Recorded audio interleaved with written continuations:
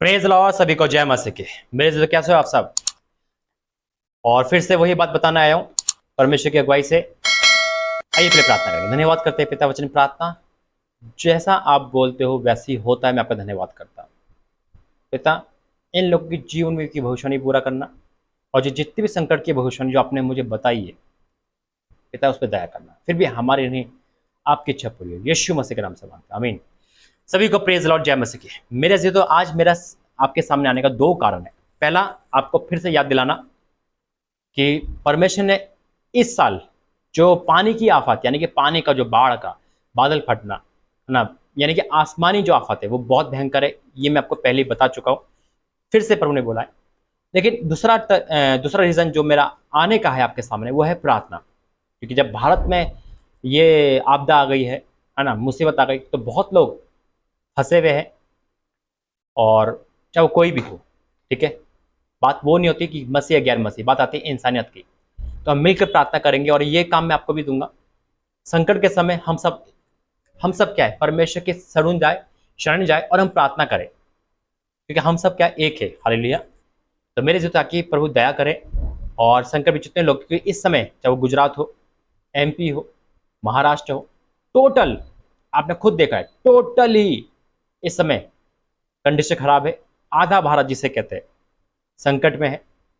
प्रार्थना करेंगे कि परमेश्वर दया करे, और एक वचन प्रभु ने मुझे दिया है, उस वचन के अकॉर्डिंग प्रार्थना करेंगे। धन्यवाद करते हैं पिता, आज का वचन हम सबकी आंखें खोले, जैसा आप मुझे बोलते हो मैं वैसे ही बोल पाऊँ, और वैसे ही बोलता हूँ मैं आपको धन्यवाद करता हूँ, ताकि लोग सुने और सावधान हो जाए, यीशु मसीह के नाम से, आमीन।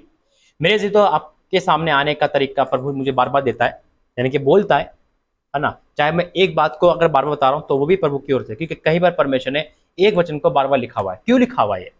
बाइबल में कई बार यीशु मसीह ने कई बार बोला है, जागते रहो, प्रार्थना करते रहो। क्यों बोला यीशु मसीह ने? क्यों बोला है? ताकि हम जागते रहे, प्रभु हमें याद दिलाते हैं, है ना। यीशु मसीह की भविष्यवाणियां एक नहीं हुई, पुराने नियम में बहुत सारी है। क्यों हुई? ताकि हमें याद आते रहे।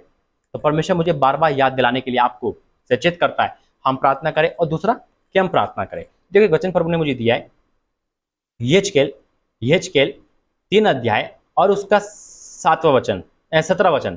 यहेजकेल 3 का 17वां वचन में लिखा है, हे मनुष्य के संतान, मैंने तुझे इज़राइल के घराने के लिए पहरुआ नियुक्त किया है। ये परमेश्वर नियुक्त किया है। प्रभु की ओर से जो वरदान मुझे मिले वो आप सब जानते हैं, आप सबके सामने पूरे होते हैं। परमेश्वर गवाहों के साथ पूरे करता है। प्रभु की कोई भी बात गुप्त में नहीं होती, उजागर पूरी होती है। बताता गुप्त में वो मुझे कान में बताएगा, सपने में बताएगा, लेकिन जब उजागर करता है गवाही, तो आप सबके सामने आती है। हालेलुया। और गवाही दिया करे आप अपनी भी। क्या लिखा है? हे मनुष्य के संतान, मैंने तुझे इज़राइल के घराने के लिए पहरुआ नियुक्त किया है, तू मेरी मुंह की बात सुनकर। आ गई ना मुंह की बात? तो प्रभु को धन्यवाद करता, प्रभु यहाँ पे है। तो मुंह की बात कान में मेरे बोलेगा, सपने में बोलेगा, परमेश्वर का धन्यवाद हो। तो वो बात मुझे धीरे बोलता है। प्रभु का हमारा बोलने का जो तरीका, वो तेज धीरे सब कुछ है ना। और आपके सामने मुझे लाउडली बोलना पड़ता है ताकि आप सुन पाओ। उसके बाद दुनिया देखती है मेरी, तो प्रभु भविष्य को पूरी करता है, और आप सब गवाह हो, मेरा परमेश्वर गवाह है। हालेलुया। तो क्या लिखा है? तू मेरे मुंह की बात सुनकर, परमेश्वर की बात, किसी इंसान की नहीं, सुनकर उन्हें मेरी चेतावनी देना, समझाना, बार बार याद दिलाना। हालेलुया। कोई भी बात हो, कोई भी भविष्यवाणी हो, तो इसलिए मेरे जिदों मैं आपके सामने इसलिए आया हूँ कि देखो संकट बड़ा है, लेकिन परमेश्वर हमारे साथ खड़ा है। हमें प्रार्थना में बिल्कुल भी ढील नहीं करनी, प्रार्थना करते रहे। ये ना सोचे, मैं हमेशा यही कहता हूँ कि मैं सेफ हूँ, मैं अच्छी जगह पे हूँ, मैं ऊंची जगह पे हूँ, बाढ़ मेरा कुछ नहीं कर सकती, मैं क्यों प्रार्थना करूँ?